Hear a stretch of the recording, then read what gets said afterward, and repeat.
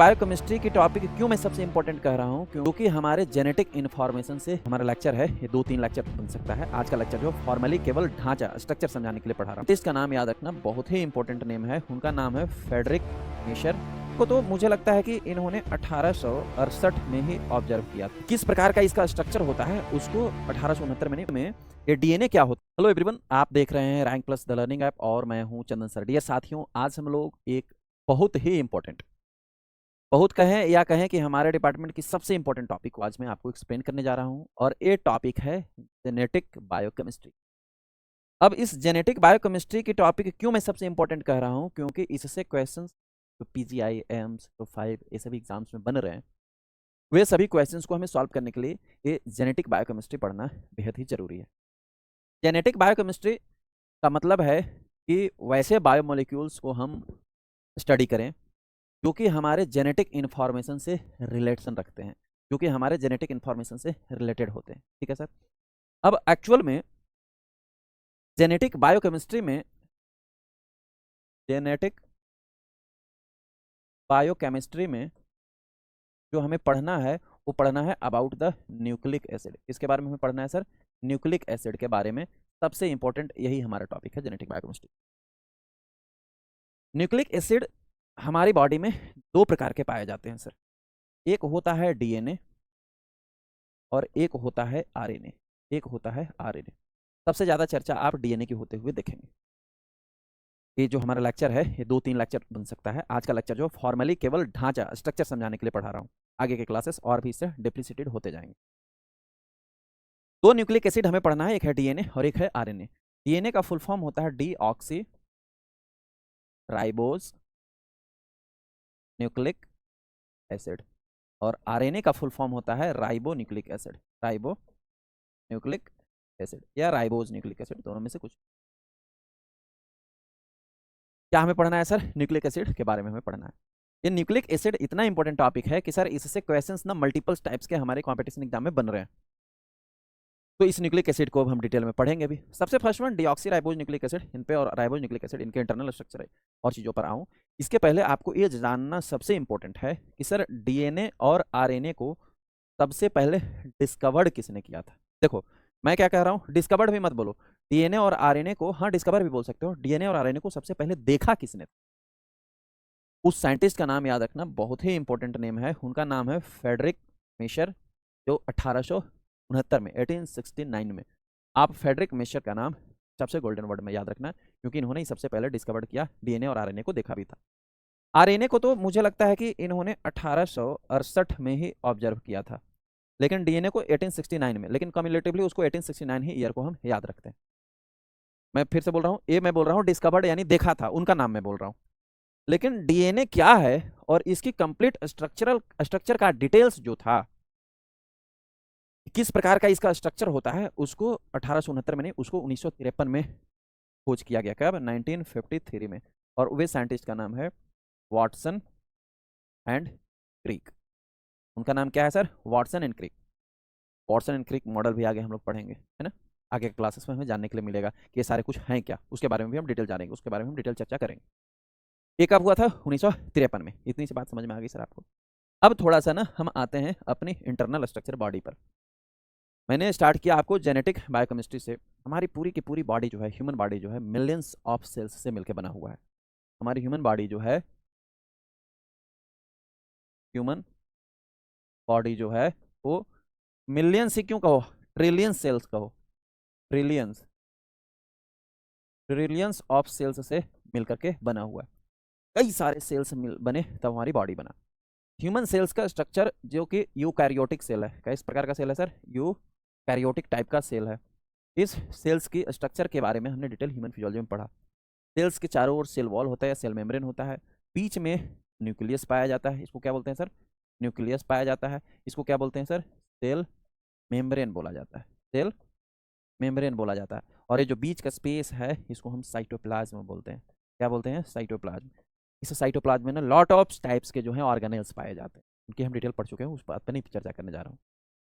अब ये जो न्यूक्लियस होता है, सोचो हमारे बॉडी में मिलियंस ट्रिलियंस ऑफ सेल हैं, उनमें से एक सेल को निकालो, ऐसा दिखेगा, ठीक है। उस सेल में एक न्यूक्लियस पाया जाता है सर। उस सेल में क्या पाया जाता है सर, एक न्यूक्लियस पाया जाता है, और उस न्यूक्लियस में जो है 23 पेयर क्रोमोजोम्स पाए जाते हैं। ये जो स्ट्रक्चर ऐसे एक्स टाइप का दिख रहा है तो क्या बोला जाता है सर, तो क्रोमोजोम्स बोला जाता है। फिर से रिपीट कर रहा हूँ, स्ट्रक्चर को एकदम बेस से समझो। ट्रिलियंस ऑफ सेल है, उनमें से एक सेल निकालो, एक सेल निकालेंगे तो उसमें न्यूक्लियस होगा, ऐसे ही हर एक सेल्स में न्यूक्लियस होंगे।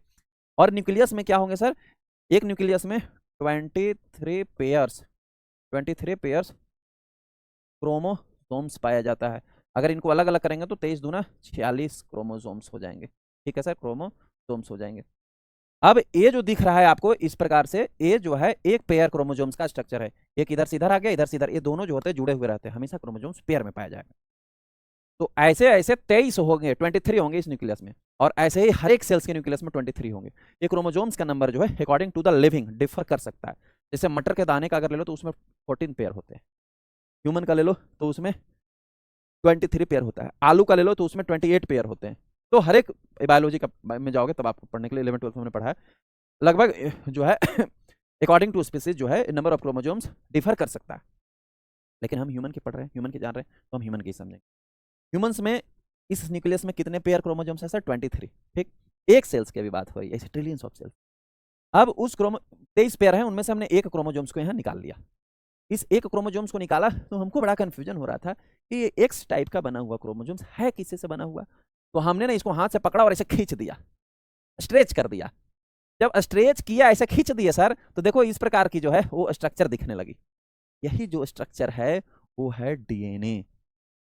यानी कि ये क्रोमोसोम्स जो है डीएनए का ऐसे बिल्कुल बिल्कुल सटा सटा सटा सटा सटा सीक्वेंस बन गया, ऐसे स्प्रिंग जैसा डीएनए का जो है सीक्वेंसिंग है, डीएनए का सीक्वेंसिंग है क्रोमोसोम्स।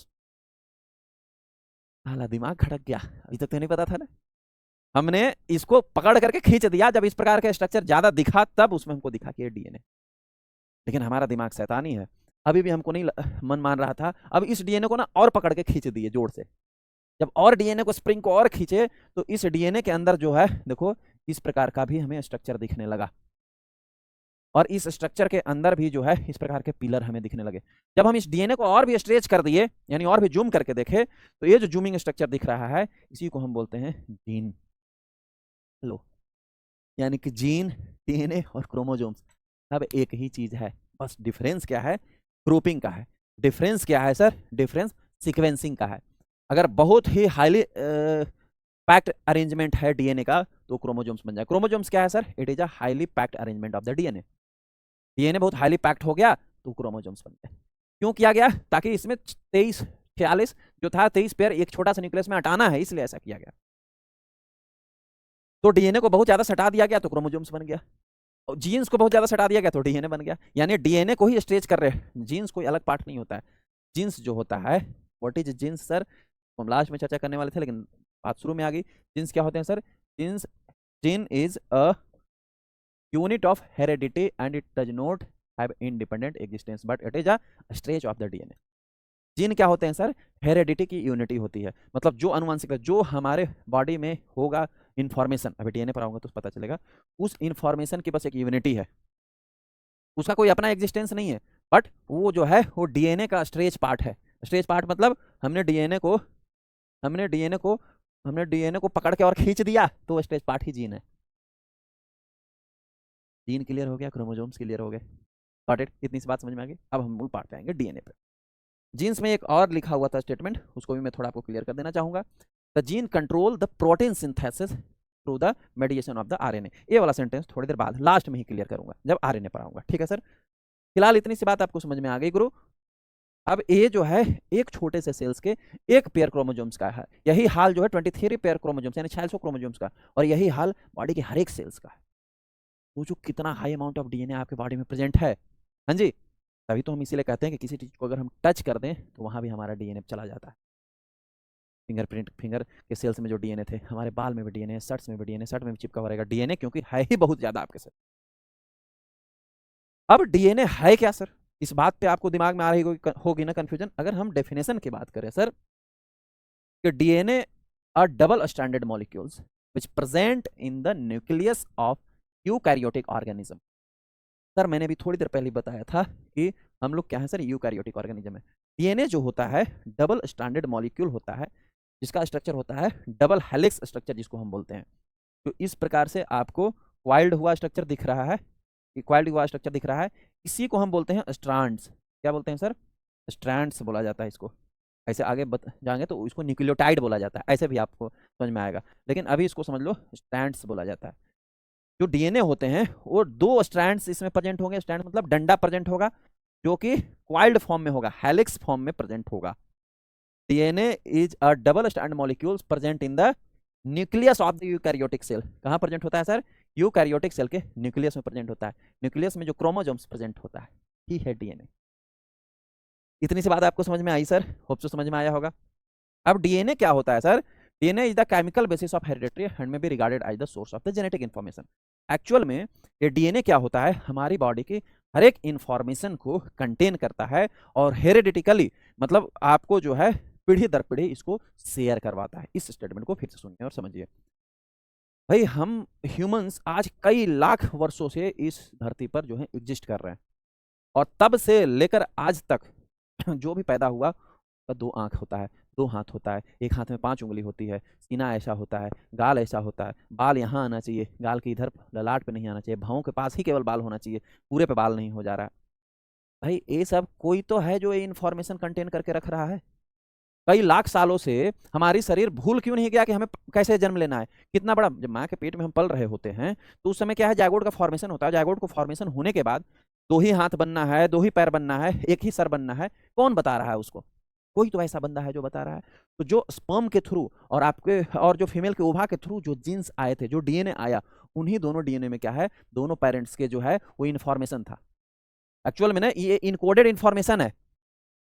बस डीएनए का काम ही है कि वो आपकी जो जेनेटिक इन्फॉर्मेशन है, मतलब अब ह्यूमन का डीएनए है तो ह्यूमन के डीएनए में 2 हाथ होता है, एनिमल के डीएनए में 4 पैर होगा। तो वो इन्फॉर्मेशन वही डीएनए रखे हुए, बस डीएनए का काम है कि वो इन्फॉर्मेशन पीढ़ी दर पीढ़ी पीढ़ी दर पीढ़ी पीढ़ी दर पीढ़ी जो है वो शेयर करते रहे। यही काम है डीएनए का। डीएनए का और कुछ ज़्यादा तीर मारने का काम नहीं है। अब तीर मारने का काम तो नहीं है, लेकिन यही डीएनए अगर मिस इन्फॉर्मेशन कर दे तो आपने देखा होगा ना, किसी के 3 आंख हो जाते हैं, किसी की 6 उंगली हो जाती है, किसी के जो है 2 सर हो जाते हैं, किसी के जो है 2 पीठ हो जाते हैं। हो जाता है ना, क्यों? क्योंकि डीएनए मिस इन्फॉर्म हो गया। इन्फॉर्मेशन जो कैरी करना चाहिए था वो जो है वो कैरी नहीं कर पाया। अब हर एक, मैं भी थोड़ी देर पहले बताया कि हर एक स्पीसीज का डीएनए का जो इन्फॉर्मेशन होगा वो डिफर होगा, क्योंकि हमारे डीएनए के में 2 हाथ वाले इन्फॉर्मेशन होंगे, जानवर के डीएनए में जो होगा 4 पैर वाला इन्फॉर्मेशन होगा। सबका अपना अपना इन्फॉर्मेशन है ना। इतनी सी बात आपको समझ में आ गई। डीएनए जो होता है डबल स्टैंडर्ड हेलिक्स स्ट्रक्चर होता है, जो कि हर एक यूकैरियोटिक ऑर्गेनिजम्स के सेल्स के न्यूक्लियस में पाया जाता है, और ये आपके जेनेटिक इन्फॉर्मेशन को पीढ़ी दर पीढ़ी जो है वो शेयर करता है, पीढ़ी दर पीढ़ी शेयर करने में हेल्प करता है। अब पीढ़ी दर पीढ़ी शेयर नहीं होता तो क्या लाख वर्षों से या इतने सारे वर्षों से ह्यूमन एग्जिस्ट कर पाता? डायनासोर खत्म हो गए, हो सकता है उनके कोई डीएनए में डिफेक्ट हुआ रहा होगा, नहीं तो क्यों खत्म होते? भाई ये बहुत बड़ी मिस्ट्री है, बहुत बड़ा रिसर्च का पार्ट है, और अभी चल भी रहा, कुछ हुआ भी, कुछ आया भी, लेकिन क्यों खत्म हो गए? उनके कुछ तो डीएनए में मिस इन्फॉर्मेशन था, और हमारे डीएनए में मिस इन्फॉर्मेशन नहीं थी, तभी तो हम अभी भी एग्जिस्ट कर रहे हैं। केवल ये काम किसका है? डीएनए का। ये सर थोड़ा सा हमने इस डीएनए की और डिटेलिंग स्ट्रक्चर पर आपको लाना चाहेंगे सर। किस चीज़ पर लाना चाहेंगे? इसके डिटेलिंग स्ट्रक्चर पे। नहीं बताऊं? चलो इसी पे बताता हूँ सर। एक डीएनए किन किन चीजों से मिलकर बना हुआ होता है, इस पे जरा हम फोकस करें। अगर हम डीएनए की बात करें, डीऑक्सीराइबोज न्यूक्लिक एसिड की बात करें, तो इसमें 2 इंपॉर्टेंट चीज होता है जिससे वो मिलकर बना हुआ होता है। एक होता है न्यूक्लियोसाइड और एक होता है फॉस्फेट। एक होता है न्यूक्लियोसाइड और एक होता है फॉस्फेट। फॉस्फेट क्या है सर? फॉस्फेट एलिमेंट तत्व होता है। फॉस्फेट तो बहुत से फॉस्फेट ग्रुप नाम सुना होगा आपने, डीएनए फॉस्फेट ग्रुप आए। फॉस्फेट एलिमेंट होता है, हमारे बॉडी में फॉस्फोरस प्रेजेंट होता है ना सर, फॉस्फेट में कन्वर्ट हो जाता है पीओ 4 में। हाँ जी, एक फॉस्फेट होता है और एक न्यूक्लियोसाइड होता है। अब न्यूक्लियोसाइड क्या होता है, जरा इस पर डिस्कशन कर लेते हैं। न्यूक्लियोसाइड, सुनो बड़ी ध्यान से सुनना, समझना। इफ अ शुगर, अगर एक शुगर, चाहे वो कोई भी हो, चाहे राइबोज शुगर हो, चाहे डाईऑक्सी राइबोज शुगर हो, चाहे वो शुगर राइबोज हो या 2 डाईऑक्सी राइबोज शुगर हो, यहाँ किसकी बात हो रही है सर? शुगर की बात हो रही। चाहे वो राइबोज शुगर हो, देखो मैंने प्रण लिया हुआ, कमिट किया हुआ है कि आपको डीएनए और आरएनए के टॉपिक फिंगर टिप पे याद करा दूंगा। अभी स्ट्रक्चरली अभी जो है कह सकते हैं इंट्रोडक्टरी पार्ट स्टार्ट किया हूँ। ये याद रहेगा, ये समझ में आएगा, तभी आगे क्लासेस इजीली समझ में आएंगे। तो अभी वाले याद कर लेना, फिंगर टिप पर लिख लेना। न्यूक्लियोसाइड क्या होता है उस बात को समझो। अगर एक शुगर, चाहे वो राइबोज शुगर हो या 2 डाइऑक्सी राइबोज शुगर हो, अगर एक sugar is added to nitrogenous base, अगर इस शुगर को, चाहे राइबोज शुगर हो या डाइऑक्सी राइबोज शुगर हो, अगर इस शुगर को किसके साथ ऐड किया जाए सर, किसके साथ जोड़ा जाए सर, नाइट्रोजन बेस के साथ, नाइट्रोजन बेस के साथ यदि जोड़ दिया जाए, तो इन दोनों को जोड़ने के बाद जो एक कंपाउंड बनेगा, उस कंपाउंड को हम न्यूक्लियोसाइड कहते हैं। न्यूक्लियोसाइड कहते हैं।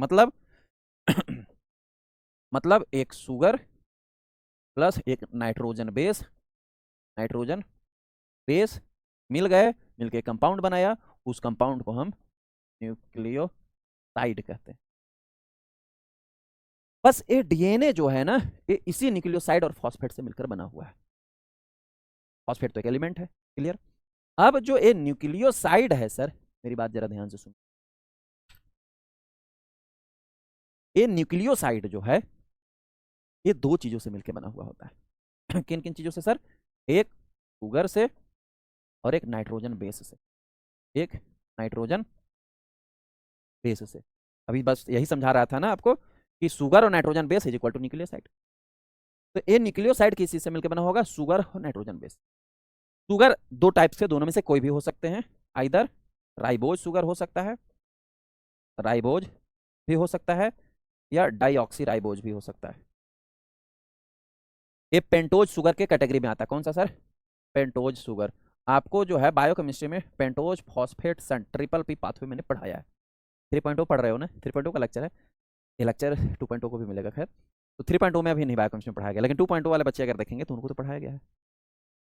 ट्रिपल पी देखना, ग्लाइकोलाइसिस पाथवे के बाद एक ट्रिपल पी पाथवे पढ़ाया हूँ, उसमें मैंने बताया था कि लास्ट में जो है राइबोज शुगर का, इससे एम्स में क्वेश्चन भी आया है, इसी बार क्री में पूछा है।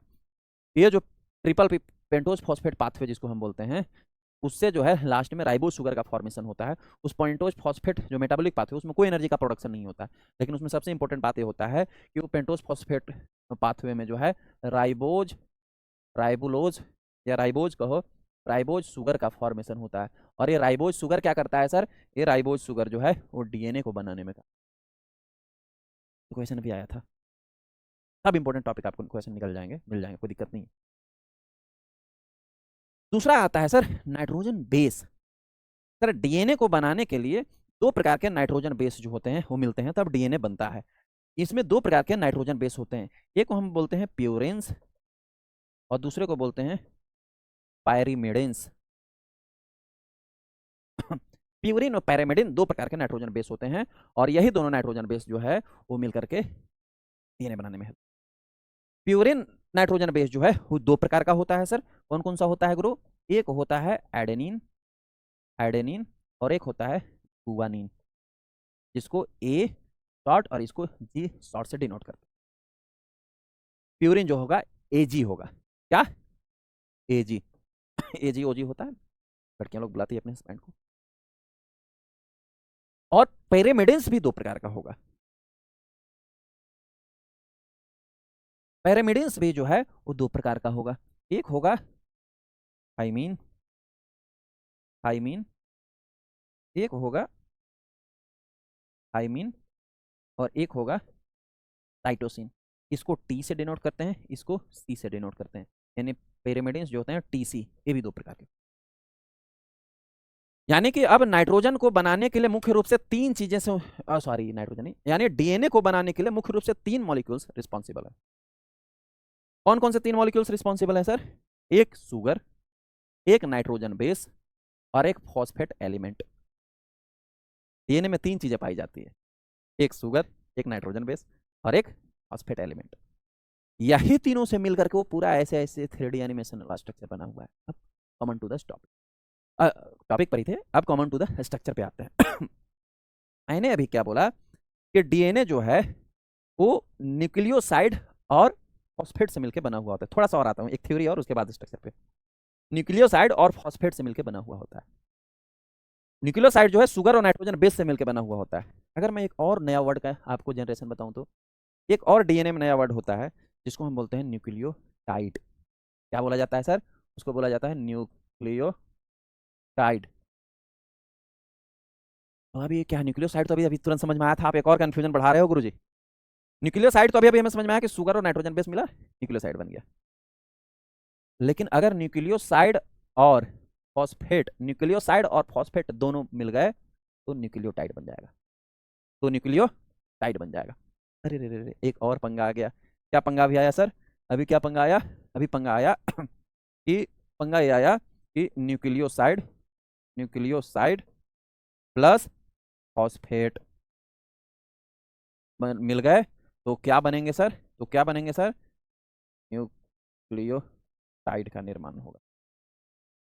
Nucleotide adding one or more phosphate to the sugar portion of nucleoside resulting compound known as the nucleotide. यदि एक या एक से अधिक फॉस्फेट को हमने न्यूक्लियोसाइड पे प्रेजेंट शुगर पोर्शन पे, क्योंकि न्यूक्लियोसाइड में दो पोर्शन होंगे सर, एक शुगर पोर्शन होगा, एक नाइट्रोजनस बेस पोर्शन होगा। तो यदि हम न्यूक्लियोसाइड में शुगर वाले पोर्शन पे एक या एक से अधिक फॉस्फेट ग्रुप को हम ऐड कर दें, तो ऐड करने के बाद जो नया कंपाउंड बनेगा उस कंपाउंड को बोलेंगे न्यूक्लियोटाइड। इतना सा क्लियर है बच्चों?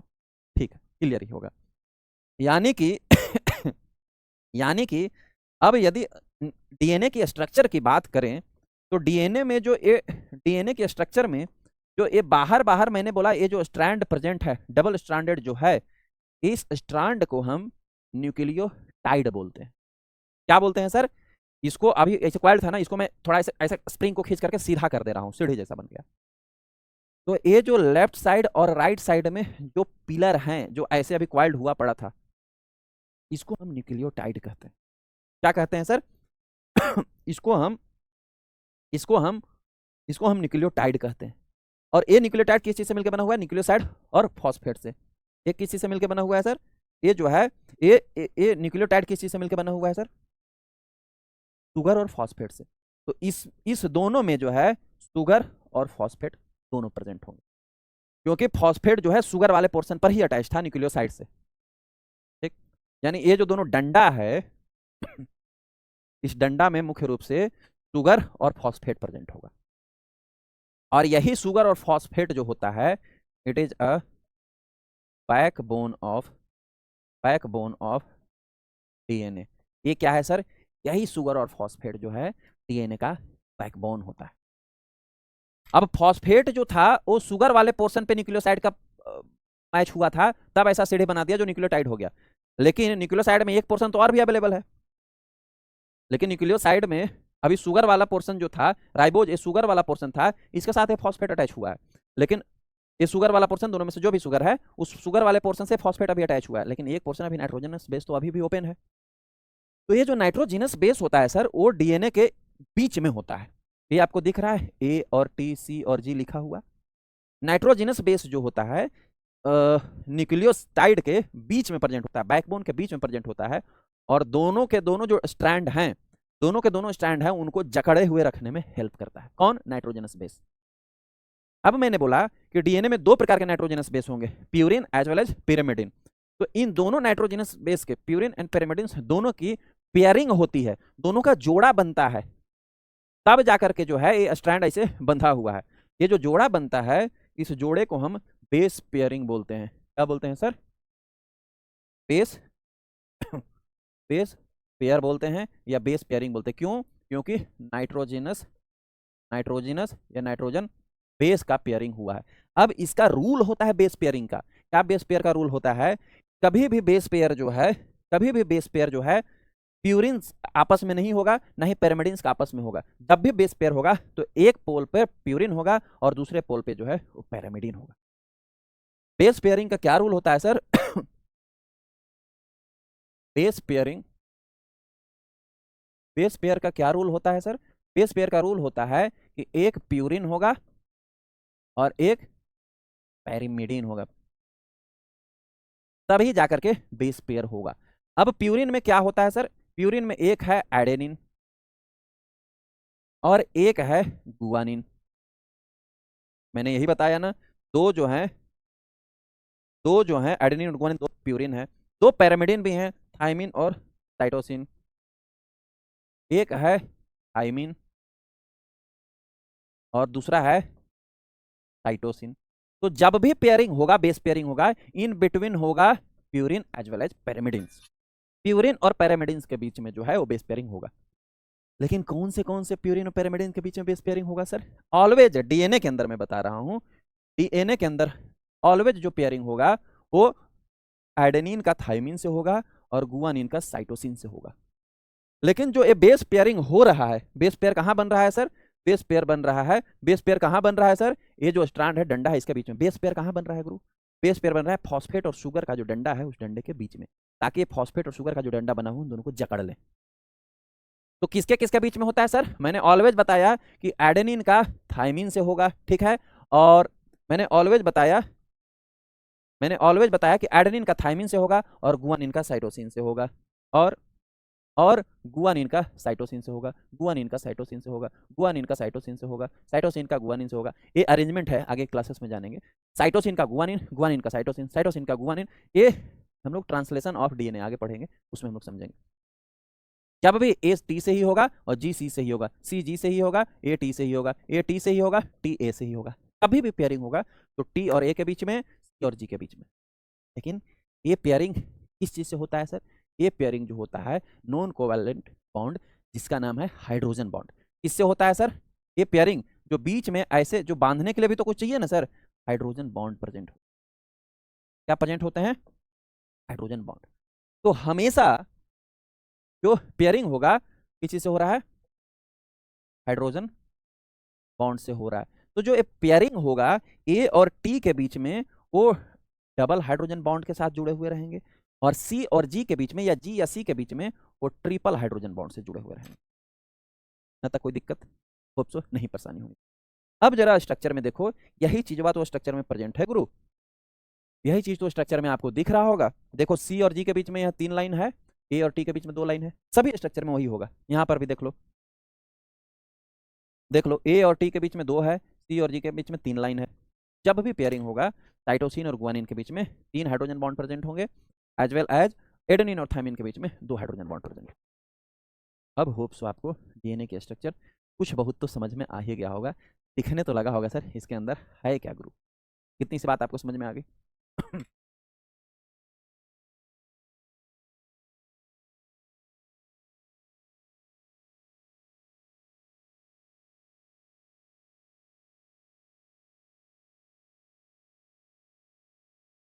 होप सो समझ में आ गया होगा।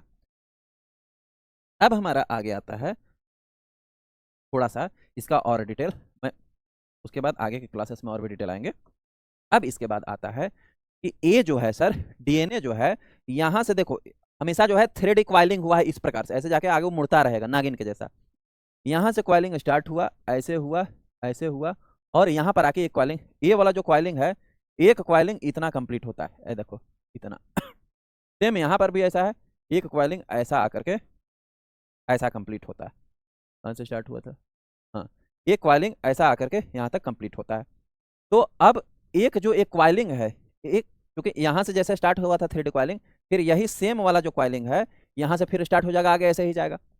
ये यहाँ से लेकर के यहाँ तक की जो एक क्वाइलिंग है, जिसको हम पर टर्न बोलते हैं, पर टर्न बोलते हैं। टर्न मतलब TURN, टर्न मतलब एक कुंडल बोलो हिंदी में, एक घुमाव बोलो, ऐसे एक घुमाव जो ऐसे होगा। इस क्वेश्चन यहाँ से आता है, यहाँ से लेकर के यहाँ तक की जो दूरी होगी, डिस्टेंस होगा, वो कितना का होता है? याद रखना 34 एंगस्ट्रॉम होता है। कितना होता है? 34 एंगस्ट्रॉम। इसकी जो डायमीटर नापी जाती है एंगस्ट्रॉम में मेजर की जाती है। और एक टर्न में कितने नाइट्रोजनस बेस प्रेजेंट होंगे, ये आपको बताना होगा। यहाँ से लेकर के यहाँ तक के बीच में 1 2 3 4 5 6 7 8 9 10, ये हमने नीचे वाला काउंट नहीं करना है, नीचे वाला हमने काउंट कर लिया है। ए और टी यहाँ भी है, ए और टी यहाँ नहीं काउंट होगा, सी से लेकर टी तक काउंट होगा, तो 10 आएंगे आपको। अगर यहाँ ए और टी वाला काउंट कर लिया तो यहाँ काउंट नहीं होगा, तो जैसे ए और टी को ही काउंट कर लेते हैं, कोई बात नहीं है। 1 हो गया, 2 हो गया, 3 4 5 6 7 8 9 10, यहाँ ए और टी से स्टार्ट किए थे तो इसको काउंट नहीं करना। यानी एक टर्न में कितने नाइट्रोजनस बेस होंगे सर? 10 नाइट्रोजनस बेस आता है, 10 नाइट्रोजन बेस प्रेजेंट होते हैं। ये नॉर्मल डीएनए में, कुछ कुछ डीएनए में जो है नाइट्रोजन बेस के डिफ्रेंसिएशन भी आता है, बट हम यूकैरियोटिक के नॉर्मल नाइट्रोजन बेस की बात हम कर रहे हैं। अब यहां से यहां तक की दूरी कितनी थी सर? 34 एंगस्ट्रॉम थी। कोई पूछ दे कि दो नाइट्रोजनस बेस के बीच में कितना गैप होता है, तो 34 डिवाइडेड बाई 10 यानी 3.4 एंगस्ट्रॉम होता है। यानी ये दोनों बीच के बीच, ये दो नाइट्रोजनस बेस के बीच में कितना डिस्टेंस है sir? Between two nitrogenous base 3.4 angstrom जो होता है ये दूरी होती है। ये डिटेल भी थोड़ा याद रखना आप, ये इंपॉर्टेंट क्वेश्चन बनता है इससे। होप सो आपको समझ में आया होगा सर, क्लियर हुआ इतनी सी चीजें आपको? होप सो समझ में आई होगी डीएनए के बारे में। अब हम लोग थोड़ा सा बात करेंगे, चर्चा करेंगे आरएनए के बारे में। किसके बारे में चर्चा करेंगे सर? आरएनए के बारे में। आरएनए क्या होता है सर? डीएनए ही सबसे मुख्य इंपॉर्टेंट है, आगे के और भी पूरा डिटेलिंग में डीएनए और आगे चलेगा, हालांकि आरएनए भी आगे और डिटेलिंग चलेगी, लेकिन अभी जो इंट्रोडक्टरी पार्ट में डीएनए यहीं तक था। आरएनए क्या होता है सर? आरएनए जो होता है, मैंने बोला डीएनए डबल स्ट्रैंडेड था ना, आरएनए जो होता है वो सिंगल स्ट्रैंडेड होता है। कैसा होता है sir? RNA is a single stranded molecule. ये देखो इसमें एक ही स्ट्रैंड है ना, इस स्ट्रैंड में भी सेम वही चीज होगा जो डीएनए में था। इस स्ट्रैंड में डीएनए में क्या था सर? फॉस्फेट ग्रुप था, और दूसरा क्या था सर? शुगर था, न्यूक्लियोसाइड में शुगर था। तो इसमें ये भी जो है फॉस्फेट और शुगर से ही मिलकर बना हुआ होगा एपी स्ट्रैंड, लेकिन ये सिंगल स्ट्रैंडेड होगा, डबल स्ट्रैंडेड नहीं होगा। RNA is a single stranded molecule which produce protein in our body, which responsible for the synthesis of protein, which responsible for the synthesis of protein। अब जरी सी बात आप जरा ध्यान सुनना, या यहाँ लिखा हुआ है amino acid in the response of DNA control by the gene. RNA जो होता है सिंगल स्ट्रैंडेड मॉलिक्यूल होता है, जो कि हमारी बॉडी में प्रोटीन या कहो अमीनो एसिड के सिंथेसिस के लिए रिस्पॉन्सिबल होता है। डीएनए के रिस्पॉन्स में जितना डीएनए, क्योंकि डीएनए हर सेल्स में है और हर सेल को अपना प्रोटीन की रिक्वायरमेंट होगी, तो जितना प्रोटीन प्रोड्यूस करने के लिए डीएनए बोलेगा, डीएनए के रिस्पॉन्स में ही आरएनए जो है प्रोटीन को सिंथेसिस करेगा। और ये जो प्रोटीन के सिंथेसिस होगा, it will be control by the gene, it will be control by the gene. Lecture के शुरू में मैंने बोला था कि ये जीन वाला लास्ट में समझाऊंगा। Jeans control the protein synthesis through the मेडिएशन of the RNA. RNA को जीन जो है कंट्रोल करता है कि कितना प्रोटीन बनाना है तुमको। अब आरएनए का क्या काम है सर हमारी बॉडी में? केवल और केवल अमीनो एसिड के सिंथेसिस का, प्रोटीन के सिंथेसिस का। तो अब आप बोलोगे कि सर हम तो प्रोटीन खाते ही हैं, सिंथेसिस करने की क्या रिक्वायरमेंट पड़ गई? देखो सर 20 एसेंशियल अमीनो एसिड होते हैं। क्या होते हैं सर? ऐसा 20 एसेंशियल नहीं कहो, 20 अमीनो एसिड होते हैं, ठीक है? 20 अमीनो एसिड्स प्रेजेंट होते हैं जो हमारी बॉडी को में प्रोटीन, अमीनो एसिड से मिलकर ही प्रोटीन बनता है। प्रोटीन क्या है सर? प्रोटीन्स क्या होते हैं सर? प्रोटीन्स जो होते हैं वो proteins are the large molecules या लार्ज बायोमोलिक्यूल्स या micro molecules which consist the large chain या long chains of L alpha amino acid. Protein जो होते हैं बड़े मॉलिक्यूल्स होते हैं जो कि अमीनो एसिड के बड़े बड़े चैन से मिलकर के बना हुआ होता है। प्रोटीन जो होते हैं यही अमीनो एसिड से मिलकर के बने हुए होते हैं, और प्रोटीन है तब हमारी बॉडी चल रही है। प्रोटीन नहीं रहती तो चलता ही नहीं। हर चीज़ बॉडी में बनना हो प्रोटीन से बनना, चाहे एंजाइम बनना हो, हार्मोन बनना हो, एनर्जी मिलना हो, कुछ भी चीज़ें बननी हो बॉडी में वो प्रोटीन से होनी है। तो बॉडी के लिए 20 अमीनो एसिड की रिक्वायरमेंट होती है। इनमें से 10 अमीनो एसिड जो होते हैं, 10 अमीनो एसिड्स जो होते हैं वो नॉन इसेंशियल्स होते हैं। क्या होते हैं? नॉन इसेंशियल्स होते हैं, जो हमारी बॉडी में नेचुरली प्रेजेंट होता है, नेचुरली जो है वो प्रेजेंट होता है। ठीक है, इतनी सी बात समझ में आ गई। और 10 अमीनो एसिड जो होते हैं, अमीनो एसिड्स जो होते हैं वो इसेंशियल होते हैं। क्या होते हैं? इसेंशियल्स होते हैं, जिनको हम डाइट के थ्रू कंटेन करते हैं, जिनको हम खाना के थ्रू लेते हैं। अब वो अमीनो एसिड आप बॉडी में 10 लोगे और तब ये 10 दोनों मिल जाएगा, तब एक प्रोटीन का निर्माण करेगा, तब आपके बॉडी में प्रोटीन का काम कंप्लीट होगा। तो बोलोगे तो इसमें आरएनए का क्या काम है? थोड़ा सा सब्र रखो। आरएनए जो होता है सर जिसका फुल फॉर्म है ribo nucleic acid, ribo nucleic acid. RNA जो होता है सर वो 3 टाइप का होता है अगर हम कहें तो। सबसे फर्स्ट वन होता है mRNA, mRNA जिसको हम मैसेंजर आरएनए कह रहे हैं। ठीक है। दूसरा जो होता है वो होता है tRNA, जिसको हम ट्रांसफर आरएनए या ट्रांसपोर्ट आरएनए बोलते हैं।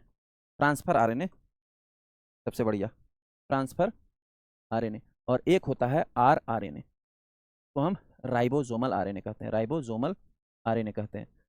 अब जहां से लेक्चर आज स्टार्ट किया हूं वही वाली बात याद करो। ह्यूमन के सेल से एक सेल निकाला था, उसमें क्रोमोसोम्स प्रेजेंट थे। मैंने ह्यूमन फिजियोलॉजी में पढ़ाया ह्यूमंस के सेल्स में कि हर एक सेल्स के साइटोप्लाज्म में, हर एक सेल्स के साइटोप्लाज्म, अभी न्यूक्लियस की बात हो रही थी, हर एक सेल्स के साइटोप्लाज्म में एक ऑर्गेनेल्स प्रेजेंट होता है जिसका नाम होता है राइबोसोम। क्या प्रेजेंट होता है? इस प्रकार का एक ऑर्गेनेल्स प्रेजेंट होता है जिसका नाम होता है राइबोसोम्स। और ये राइबोसोम्स जो है सेल्स में प्रोटीन को बनाने का काम करता है। अब बोलो ये कितना सारा कंफ्यूजन है सर। अभी बोल रहे हैं कि आरएनए प्रोटीन बनाता है, पहले पढ़ा चुके हैं फिजियोलॉजी में कि राइबोसोम सारे प्रोटीन बनाता है। ये सब कैसे हो रहा है? ये सब एक दूसरे से मिल के हो रहा है, सब मिली भगत है इन लोगों का। करता क्या है, अब थोड़ा सा सिनारियो को समझो। करता क्या है सर, हम लोग सबसे फर्स्ट वन जो है, हम लोगों ने कोई प्रोटीन डाइट में लिया 10 इसेंशियल है। हम लोग जो प्रोटीन डाइट में लेते हैं उसमें कई सारे अमीनो एसिड प्रेजेंट होते हैं, ठीक है। उनमें से जो ये मैसेंजर आरएनए होगा, जो डीएनए प्रेजेंट है न्यूक्लियस में, वो डीएनए जो है इस मैसेंजर आरएनए को ऑर्डर देगा। मैसेंजर आरएनए जो है वो क्या करेगा सर, इंफॉर्मेशन लेगा। क्या लेगा सर? इंफॉर्मेशन लेगा, या ऐसा कहें कि ऑर्डर लेगा। ऑर्डर लेगा, किससे ऑर्डर लिया sir? In the response of DNA. किससे ऑर्डर लिया सर? डीएनए से ऑर्डर को कंटेन किया कि किस प्रकार की प्रोटीन बनानी है। जिस प्रकार की, मैं क्योंकि आरएनए में अभी जस्ट बताया कि प्रोटीन फॉर्मेशन करेगा इन रिस्पॉन्स ऑफ डीएनए, जैसा डीएनए रिस्पॉन्स करेगा वैसे ही प्रोटीन बनना है। तो आरएनए को ऑर्डर मिला। ये एमआरएनए मैसेंजर आरएनए क्या किया कि जो आपने डाइट के थ्रू लिया हुआ था प्रोटीन, इसेंशियल प्रोटीन, उन इसेंशियल प्रोटीन को इसेंशियल उन इसेंशियल प्रोटीन को आइडेंटिफाई करेगा। क्या करेगा सर? मैसेंजर आरएनए का काम क्या है? उनको आइडेंटिफाई किया जो आपने खाया हुआ है। भाई नॉन इसेंशियल तो शरीर में है, उसका कोई पंगा नहीं है, बाहर से जो आ रहे हैं उनमें से 10 को छांटना है। कौन छांटेगा सर? ये मैसेंजर आरएनए, डीएनए के ऑर्डर के रिस्पॉन्स में। जब वो इसेंशियल आरएनए आइडेंटिफाई हो गया, उसके बाद आइडेंटिफाई करके जो है ये मैसेंजर आरएनए इन टी आरएनए को, वो जो मैसेज आइडेंटिफाई हुआ कि ये अमीनो एसिड है, इनको लो, वो सभी को किसको दे देगा सर? ट्रांसफर आरएनए को दे देगा। ट्रांसफर आरएनए क्या करेगा? वे सभी अमीनो एसिड को कहाँ लेकर पहुंच जाएगा सर? साइटोप्लाज्म में प्रेजेंट है जो राइबोसोम्स प्रेजेंट है, उन राइबोसोम्स में उन अमीनो एसिड को लेकर के पहुंच गया। अब राइबोसोम्स में राइबोसोमल आरएनए आरआरएनए प्रेजेंट था, वो राइबोसोम्स के साथ मिल करके कोड करेंगे। जो नॉन इसेंशियल वाले पहले से प्रेजेंट थे वो, और जो इसेंशियल वाले आए हैं, इन दोनों का कोडोन्स होगा। क्या होगा सर? कोडोन्स होगा। और इन दोनों को कोड कर करके 10 और 10 20 मिल करके नया प्रोटीन का निर्माण कर देंगे। और वो प्रोटीन जिस सेल में भी बना हुआ होगा उस सेल को यूज होगा, वो सेल उसको यूज करेगा, जिस काम के लिए बना होगा उस काम को यूज करेगा। पूरी स्टोरी समझ में आई? कैसे कैसे घूम रहा है सर? होप सो समझ में आया होगा। अब अगेन जो आरएनए है सर, मैंने बोला कि सिंगल स्ट्रैंडेड आरएनए होते हैं। इनमें भी जो है स्ट्रैंड जो बना हुआ है, इसमें आपको ये जो हेलिक्स है, इसमें आपको शुगर और फॉस्फेट दोनों प्रेजेंट होंगे। इसमें भी जो है नाइट्रोजेनस बेस प्रेजेंट होते हैं। क्या प्रेजेंट होता है सर? नाइट्रोजन बेस प्रेजेंट होंगे। इसमें भी जो है, ये लिखता हूँ, आरएनए में भी जो है, थोड़ा डिटेलिंग ही लिख देता हूँ। आरएनए में भी क्या प्रेजेंट था सर? स्ट्रैंड्स प्रेजेंट थे, और जो डंडा प्रेजेंट है। स्ट्रैंड्स में 2 चीज़ें प्रेजेंट था सर, वही अगेन जो डीएनए में था, शुगर, और दूसरा फॉस्फेट प्रेजेंट है ग्रुप, ठीक। और यहाँ पर जैसे आरएनए डीएनए में था नाइट्रोजन बेस, इसमें भी नाइट्रोजन बेस प्रेजेंट होंगे सर। इसमें भी दोनों ही प्रकार के होंगे, प्यूरिन्स और पैरामिडिन्स भी प्रेजेंट होगा, ठीक है। प्यूरिन्स इसमें भी 2 प्रेजेंट होगा सर। कौन कौन प्रेजेंट होगा सर? एडेनिन और गुआनिन। इसमें भी क्या प्रेजेंट होगा सर? एडेनिन और गुआनिन प्रेजेंट होगा। पैरामिडिन्स में थोड़ा सा चेंज आ जाएगा। पैरामिडिन्स आरएनए में जो थाइमिन डीएनए में था वो यहाँ नहीं प्रेजेंट होगा, थाइमिन की जगह पे एक नया प्रेजेंट होगा, वो होगा यूरासिल। और साइटोसिन जो था वो एज इट इज, साइटोसिन जो है एज इट इज रहेगा। यानी कि आरएनए में भी एडेनिन, गुआनिन, यूरासिल और साइटोसिन 4 जो होंगे नाइट्रोजन बेस होंगे। लेकिन यहाँ पर डीएनए जैसा बेस पेयरिंग नहीं होता। यहाँ पर 3 डायमेंशनल स्ट्रक्चर बनता है आरएनए में भी प्रोटीन को बनाने के, लेकिन डबल हेलिक्स नहीं है। तो यहाँ जो है डबल बॉन्ड ट्रिपल बॉन्ड में जो है वो बेस पेयरिंग नहीं होता है। देखो साइटोसिन और सॉरी, देखो गुआनिन और साइटोसिन के साथ बेस पेयरिंग बना है, बेस पेयरिंग बन रहा है, लेकिन उस तरीके से नहीं बनेगा। एक स्टैंड में देखो गुआनिन और साइटोसिन प्रेजेंट है, साइटोसिन और गुआनिन प्रेजेंट है। अब उसके बाद एडेनिन और यूरासिल प्रेजेंट है ना। यहाँ पर देखो गुआनिन साइटोसिन प्रेजेंट है, यहाँ भी एडेनिन का यूरासिल से, साइटोसिन का गुआनिन से, लेकिन उस तरीके से हाइड्रोजन बॉन्ड के थ्रू नहीं यहाँ पर बनता है। यहाँ डायरेक्ट जो है आपके स्ट्रैंड से अटैच्ड। इतनी सी क्लैरिटी आपको आ चुकी होगी कि डीएनए है क्या, आरएनए है क्या, जीन्स क्या है, क्रोमोसोम क्या है, डीएनए का स्ट्रक्चर क्या होता है, आरएनए का स्ट्रक्चर क्या होता है, ये मुख्य रूप से काम क्या कर रहे हैं हमारे बॉडी में। ये थे आज के मुख्य रूप से क्लास। आगे के क्लास में मैं थोड़ा इससे और आगे डीपली जाने की कोशिश करूंगा और आपको इन्फॉर्मेशन देने की कोशिश करूंगा, ठीक है। Hope so you understood well this today lecture. मिलते हैं हम लोग नए क्लास में नए टॉपिक के साथ। Thank you so much.